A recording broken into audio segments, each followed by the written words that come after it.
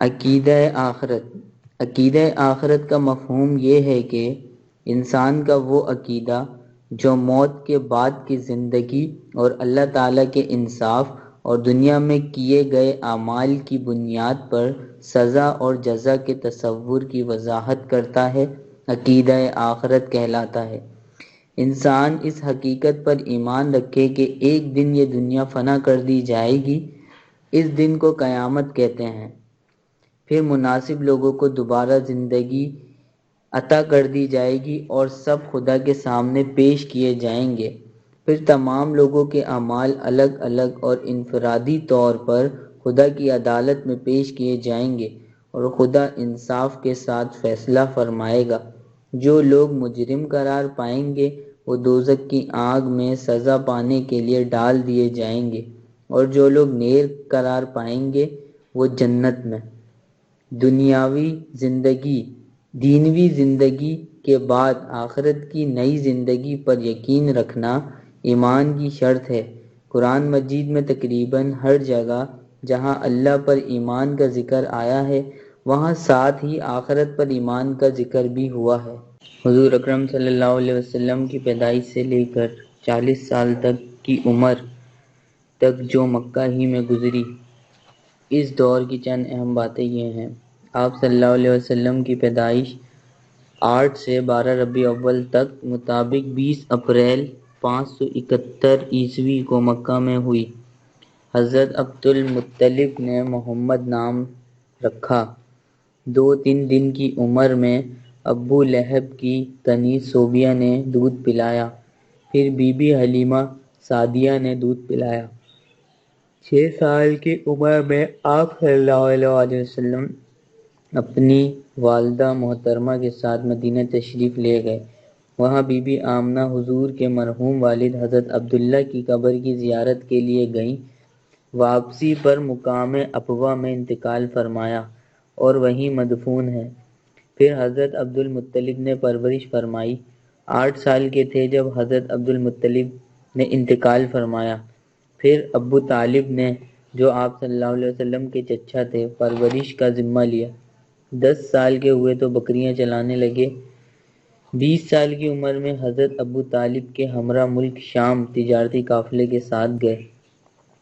رسول اکرم صلی اللہ علیہ وسلم نے حلف الفضول میں حصہ لیا، جس کے نتیجے میں عرب میں باہمی لڑائیاں اور قتل و خون کا سلسلہ بند ہوا۔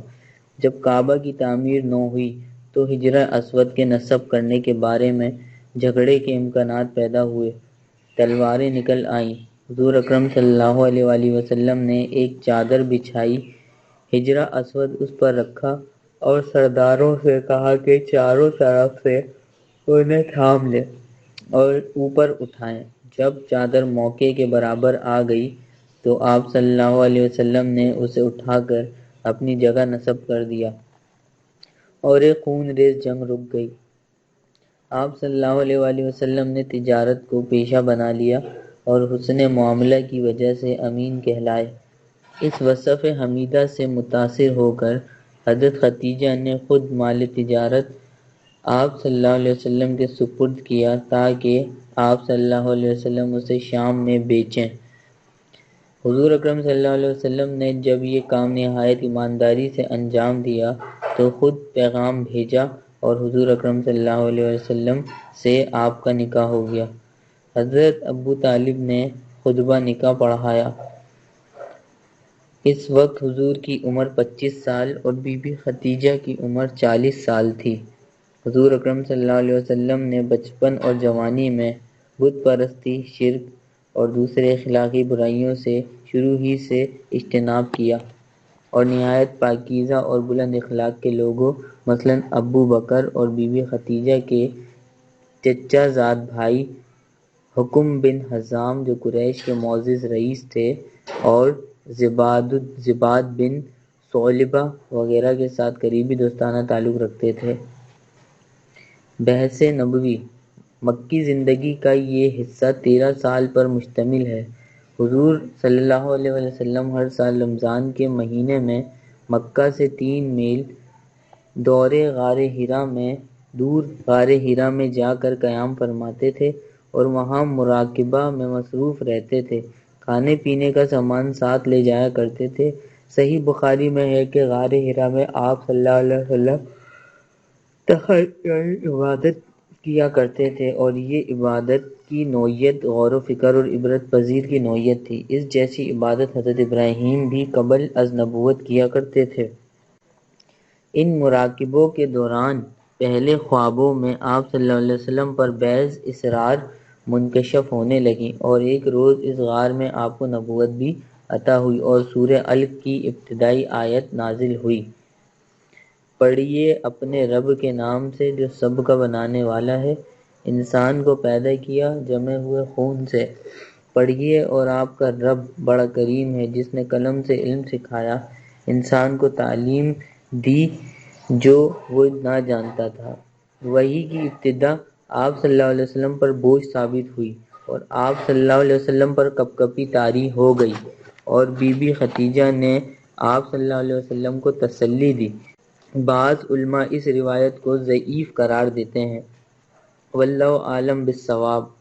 جب حضرت صلی اللہ علیہ وسلم نے فرض نبوت ادا کرنا چاہا تو کفار مکہ نے سخت مخالفت کی اور طرح طرح سے آپ کو اور ابتدا میں ہونے والے غریب اور غلام مسلمان کو سخت اذیتیں دیں اور طرح طرح سے روکنے کی کوشش کی، یہاں تک کہ حضرت ابو طالب کے پاس قریش کے رؤسا آئے اور دھمکیاں دینے لگے اور ہر طرح کی لالچ دے کر آپ کو دین حق کی تبلیغ سے روکنے کی کوشش کی، لیکن آپ صلی اللہ علیہ وسلم نے اپنا کام نہایت عزم و استقلال سے جاری رکھا، اور قریش بھی زیادہ شرارت اور ظلم کرنے پر اتر آئے، اور آپ صلی اللہ علیہ وسلم نماز پڑھنے تشریف لے جاتے تو وہ راستے میں کانٹے بچھاتے۔ خاص کر ابو لہب کی بیوی ام جمیل کا نام اس سلسلے میں مشہور ہے۔ نماز پڑھتے وقت حرم کعبہ میں ابو جہل کے اکسانے پر آپ صلی اللہ علیہ وسلم کی پیٹھ پر اونٹ کی اوجڑی پھینک کر جسم اقدس کو نجس کر دیا گیا۔ گلے میں چادر اس زور سے گھسیٹا گیا کہ آپ گھٹنوں کے بل زمین پر آ گرے۔ طائف شریف لے گئے تو آوارہ لڑکوں کے ہاتھوں آپ پر پتھر برسائے گئے اور آپ کی نالین مبارک میں خون جم گیا۔ ان حالات میں آپ صلی اللہ علیہ وسلم نے اپنے 13 ساتھیوں کو پہلے ہجرت حبشہ کرنے کا حکم دیا۔ وہاں سے واپس آئے تو پھر ان پر اور بھی ظلم ہوا، اور دوبارہ 100 آدمی ہجرت کر کے حبشہ چلے گئے، جہاں شاہ نجاشی نے مسلمانوں کو پناہ دی، اور کفار کے مطالب کرنے پر بھی مسلمانوں کو واپس مکہ والوں کے حوالے نہ کیا۔ کفار نے حضور کے شعیب ابو طالب میں 3 سال محصور رکھا۔ معاشی مقاطعہ، کیا خوراک کا ذخیرہ ختم ہو گیا تو درختوں کے پتے کھا کر گزارا کرنے لگے، چمڑا بھون کر اسے پانی میں بھگو کر کھایا۔ یہ واقعہ 10 ہجری کا ہے۔ اسی سال حضور کو معراج نصیب ہوئی، 5 نمازیں فرض ہوئیں۔ حضور صلی اللہ علیہ وسلم پر ایک مصیبت یہ آ پڑی کہ ایک ہی سال میں حضرت ابو طالب نے اور بی بی خدیجہ نے انتقال فرمایا۔ غرض 13 سال کی مکی زندگی بعثت نبوی کے بعد آپ صلی اللہ علیہ وسلم کے لیے سخت ترین آزمائش کی زندگی تھی، جسے آپ صلی اللہ علیہ وسلم نے بڑے صبر و تحمل سے برداشت کیا۔ پھر کفار مکہ نے آپ کو قتل کرنے کا پروگرام بنایا۔ بذریعہ وحی آپ کو اطلاع ہو گئی تو آپ نے اپنے بستر پر حضرت علی کو سلایا تاکہ وہ مکہ والوں کی امانتیں واپس کر کے بعد میں مدینہ چلے آئیں، اور خود حضور اکرم صلی اللہ علیہ وسلم ابو بکر صدیق رضی اللہ تعالیٰ عنہ کے ہمراہ مدینہ کی طرف ہجرت کر کے تشریف لے گئے۔ مکی زندگی میں قرآن کی 114 صورتوں میں سے 87 یا 88 صورتیں نازل ہو گئیں۔ ان صورتوں میں زیادہ تر اصول اور کلیات دین کا بیان ہے، اور اس عرصے میں حضور اکرم صلی اللہ علیہ وسلم نے لوگوں کو توحید، رسالت اور آخرت کے عقیدوں کی تعلیم دی، شرک اور بت پرستی سے لوگوں کو منع کیا، اور ان صورتوں کے ذریعے حضور اکرم صلی اللہ علیہ وسلم نے اللہ کی تعلیمات عام کی، لوگوں کو نماز پڑھنا بھی سکھایا۔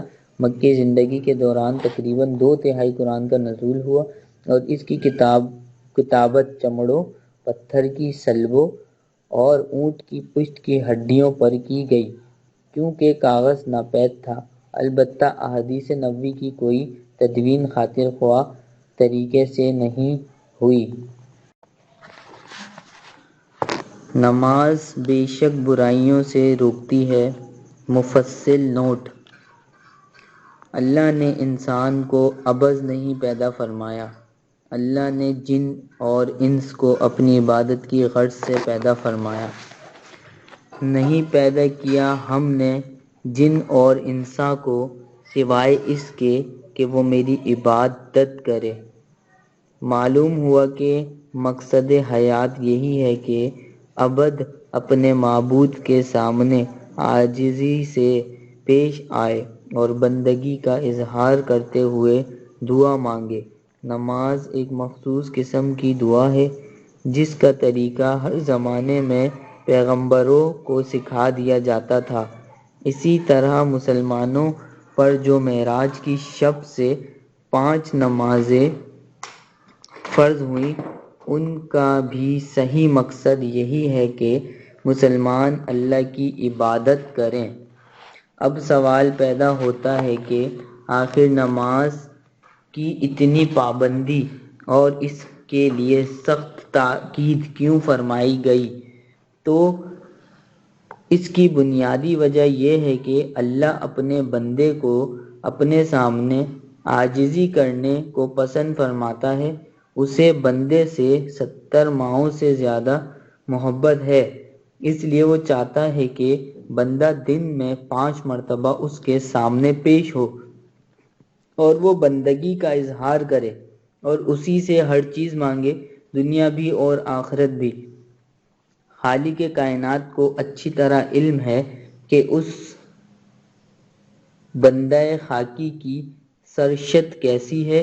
انسانی فطرت دولت کا پجاری ہے اور بھلائی کی محب، یعنی دولت کی محبت میں بڑا شدید ہے، یعنی مادہ پرستی اس کی جبلت میں داخل ہے۔ شیطان بھی اس کی اس فطرت سے واقف ہے، اس لیے وہ انسان کو مادہ پرستی، ہوس پرستی، عیاشی اور فحش باتوں کی طرف راغب کرتا رہتا ہے۔ اس لیے انسان بھلائی کی خاطر اور اسے اپنی راست نگرانی اور پناہ میں رکھنے کی غرض سے اللہ نے اسے 5 مرتبہ اپنے دربار میں حاضری کا حکم دیا ہے، اور مؤذن مسلمان کو 5 مرتبہ مسجدوں سے پکارتا ہے، حی علی الصلاۃ اور حی علی الفلاح،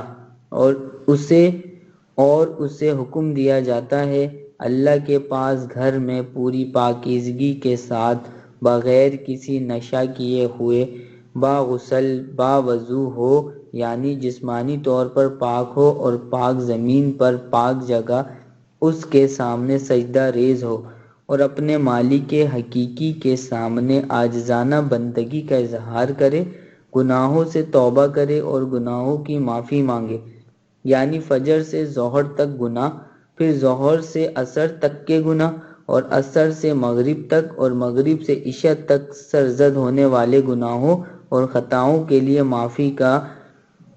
معافی مانگے۔ اب جو شخص پورے خلوص سے اور خشوع و خضوع سے اسی طریقہ کار کے مطابق اللہ سے دعا مانگتا ہے تو سب سے پہلے اس میں عاجز و انکسار کی خصوصیات پیدا ہو جاتی ہے، وہ وقت کا پابند اور فرض شناس ہو جاتا ہے، اور اس قدر مسلسل سے نماز پڑھنے کی وجہ سے نہ صرف وہ باطہارت اور پاک رہتا ہے بلکہ جسم کے ساتھ ساتھ اس کا لباس بھی صاف رہنے کا عادی ہو جاتا ہے، اور مستقل طور پر سجدہ ریزی اور دعاؤں کے توفیل اللہ اس کو ہدایت دیتا ہے اور وہ فطرتاً نیک کار بن جاتا ہے۔ دل سے غرور اور تکبر کا خاتمہ ہو جاتا ہے، اور جب اسے تھوڑے تھوڑے وقفے سے مالک کے دربار میں حاضری دینے کی عادت ہو جاتی ہے تو اس کے نتیجے میں وہ نماز کے طفیل، بے حیائی کے کاموں اور فحش کاری سے بچ جاتا ہے۔ اسی لیے باری تعالیٰ نے فرمایا ہے، بے شک نماز بے حیائیوں کی باتوں اور گناہوں سے روکتی ہے۔ اس طرح نماز سے نمازی کی سیرت کی تعمیر ہوتی ہے اور وہ ایک مخصوص طرز زندگی کا عادی ہو جاتا ہے، وہ باحیا اور با کردار بن جاتا ہے، اب اس سے گناہوں سے نفرت اور اللہ سے محبت اور نیکی کرنے کی تڑپ سے نواز دیا جاتا ہے، اور پھر اسے دنیا و آخرت کی نعمتیں حاصل ہو جاتی ہیں اور وہ شیطان کے وسوسوں سے آزاد ہو جاتا ہے، بہکاوے میں نہیں آتا، ہر حال میں وہ اللہ سے راضی ہو جاتا ہے اور خوش رہنے لگتا ہے، اسے اطمینان قلب نصیب ہو جاتا ہے، ہرس اور لالچ سے پاک و مطمئن قسم کی زندگی گزارتا ہے۔ خبردار، اللہ کے ذکر کرنے سے دلوں کو اطمینان نصیب ہوتا ہے اور یہ اطمینان ایک بڑی نعمت ہے، اور نمازوں میں اس کی دلچسپی اور بڑھ جاتی ہے، اسے اللہ کا بتدریج قرب حاصل ہوتا ہے، گویا اسے دن میں 5 مرتبہ معراج نصیب ہونے لگتی ہے، جیسے کہ فرمایا اللہ تعالیٰ نے الصلاۃ المعراج المومنین، نماز مومن کی معراج ہے، الغرض نماز ہی عبادت کا صحیح طریقہ ہے اور صحیح دعا ہے اور ایک مستند طریقہ ہے جس کے ذریعے بندہ 5 بار ہر روز اللہ کے دربار میں حاضر ہوتا ہے اور اللہ اپنے فضل سے انسان کو شیطان کے شر سے بچا لیتا ہے، کوئی فاحش کام اب اس سے سرزد نہیں ہوتا، جس کی تصدیق خود آیت کریمہ میں باری تعالیٰ نے فرما دی، جو انسان کا خالق ہے، اس کی سرشت اور خمیر سے واقف ہے، اسے انسان کی ساری کمزوریوں کا علم ہے، اسے علم ہے کہ انسان لفی خسر، بے شک انسان خسارے میں ہے، اور اس کو اس خسارے سے نکالنے کے لیے باری تعالیٰ نے یہ نسخہ تجویز کیا، پس نماز پڑھو، اپنے رب کی اور قربانی دو، کیونکہ اس سے انسان کی بے چین اور مضطرب روح کو ایمان کی دولت عطا ہوتی ہے، اور 5 بار روز اللہ کے دربار میں کھڑے ہو کر نماز ادا کرنے سے، اللہ کا ذکر کرنے سے اطمینان قلب حاصل ہوتا ہے، دنیا کی ساری دولت اکٹھا کرنے سے بندہ قارون بن سکتا ہے مگر اسے اطمینان قلب نصیب نہیں ہو سکتا، جب تک باری تعالیٰ انسان کو اطمینان قلب عطا نہ کرے، اسے نیکی کرنے کی توفیق نہ دے اور اسے برائیوں سے بچنے کی ہدایت نہ کرے، اور یہ توفیق اسے کس طرح حاصل ہو سکتی ہے؟ نماز، صرف نماز ہی اس کا واحد راستہ ہے، کیونکہ وہ اسے ساری برائیوں سے، ساری فاحش باتوں سے روکنے کی صلاحیت رکھتی ہے، دین کا ستون نماز ہے، آنکھوں کی ٹھنڈک ہے نماز، جنت کی کنجی ہے نماز، اللہ سے راز و نیاز کرنے کا ذریعہ ہے نماز، یہی راہ نجات ہے اور سچے مومن کے لیے دن میں 5 وقت معراج کے حصول کا ذریعہ ہے۔ نماز کے اجتماعی فوائد۔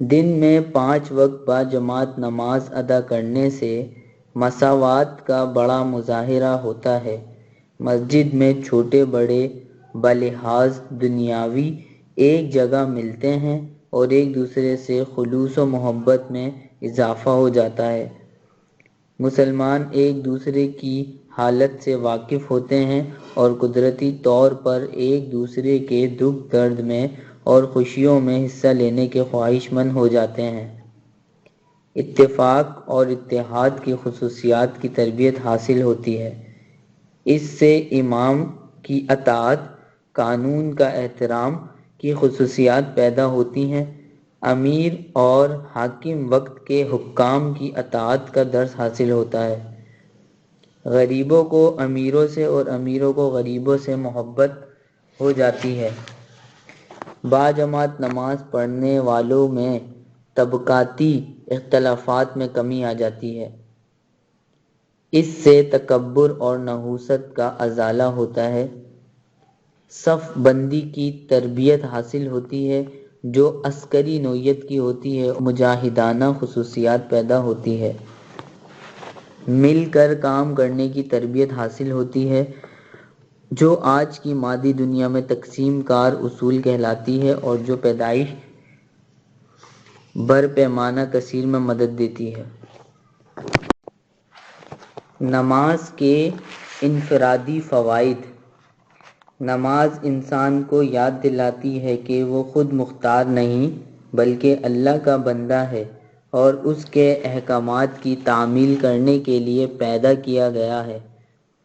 نمازی جب نماز پابندی سے پڑھتا ہے تو وہ اپنے دیگر فرائض بھی پابندی سے انجام دیتا ہے۔ نماز مومن اور کافر کے درمیان پہچان کا ذریعہ ہوتی ہے۔ نماز سے خیالات میں نیکی کرنے کا رجحان ودیت کرتا ہے اور وہ شیطانی وسوسوں سے بچنے کی کوشش کرتا ہے۔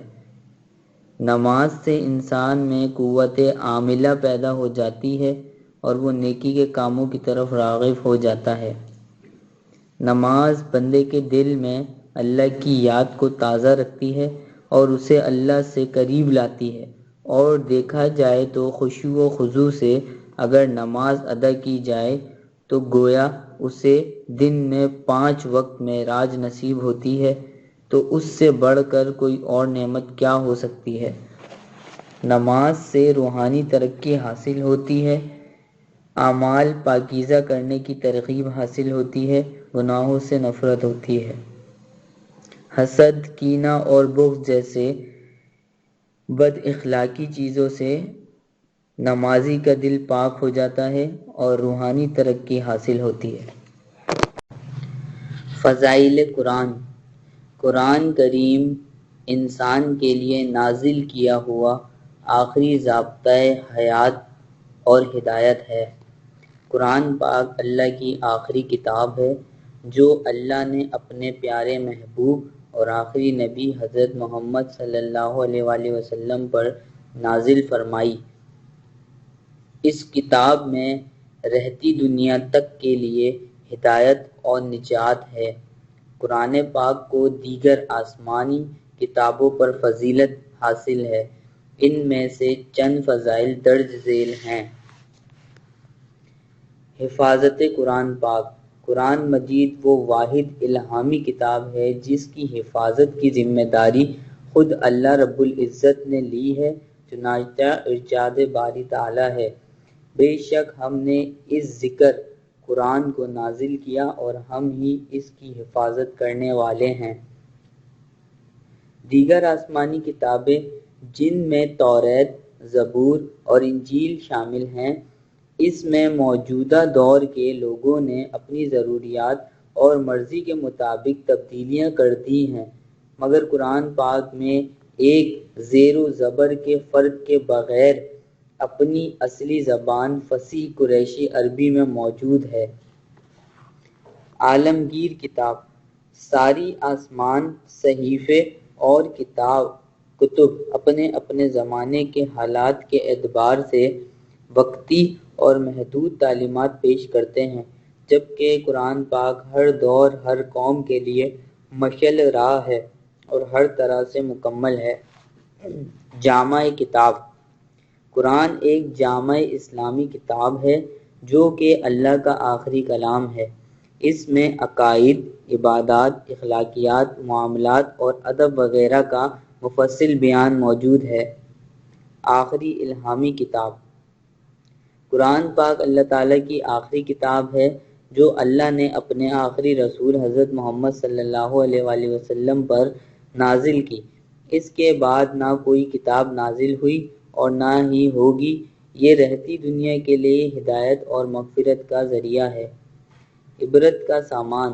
قرآن پاک میں موجود واقعات کی ترتیب اس طرح سے دی گئی ہے کہ ان واقعات سے تاریخی حقائق کا پتہ چلتا ہے اور گزشتہ انبیاء اور امتوں کے احوال اور منکرین خدا اور ان پر نازل ہونے والے عذاب کا ذکر کر کے لوگوں کے لیے عبرت کا سامان مہیا کیا گیا ہے۔ عقل کی تائید کرنے والی کتاب۔ قرآن میں ارشاد ہے، وہ کتاب جس میں کوئی شک نہیں۔ قرآن پاک میں ایسی کوئی بات نہیں جو خلاف عقل ہو، جیسے تجربہ اور دلیل سے غلط ثابت کیا جا سکے۔ علوم قرآن کے حوالے سے یہ امر بھی قابل ذکر ہے کہ اسلام دنیا کا واحد مذہب ہے جو انتہائی سائنسی خطوط پر استوار کیا گیا۔ قرآن کریم پر غور و فکر کرنے والوں نے معلوم کیا کہ اللہ نے بچے کے حمل ٹھہرنے سے اس کی پیدائش تک کا مراحل چند آیتوں میں 1400 سال پہلے بیان فرما دیا تھا، اور اسی عمل کو میڈیکل سائنس نے تقریباً 200 سال کی ریسرچ کے بعد معلوم کیا۔ قرآن کا چیلنج۔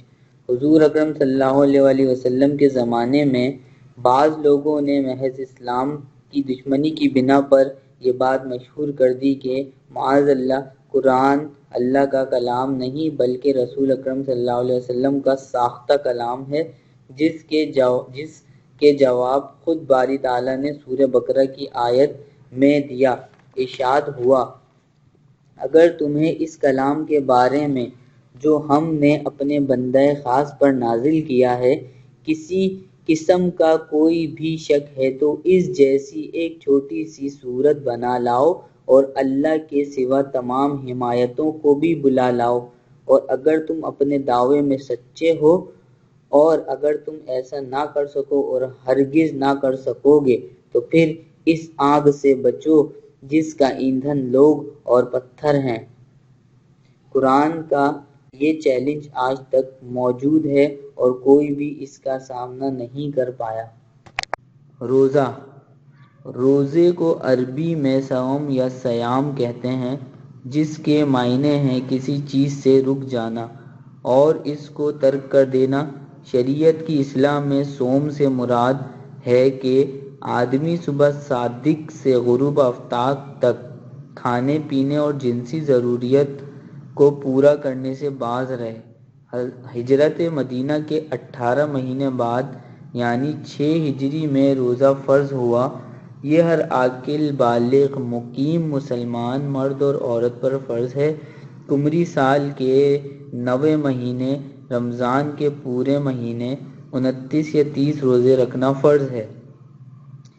روزے کی اہمیت کا اندازہ اس بات سے لگایا جا سکتا ہے کہ ایک شخص دن بھر مسلسل کئی گھنٹے اپنی انتہائی بنیادی ضرورتوں اور خواہشات سے اجتناب کرتا ہے اور اپنے نفس کو قابو میں رکھتا ہے، کیونکہ وہ جانتا ہے کہ روزہ صرف خدا تعالیٰ کی عبادت ہے اور وہی اس کا ثواب دے گا۔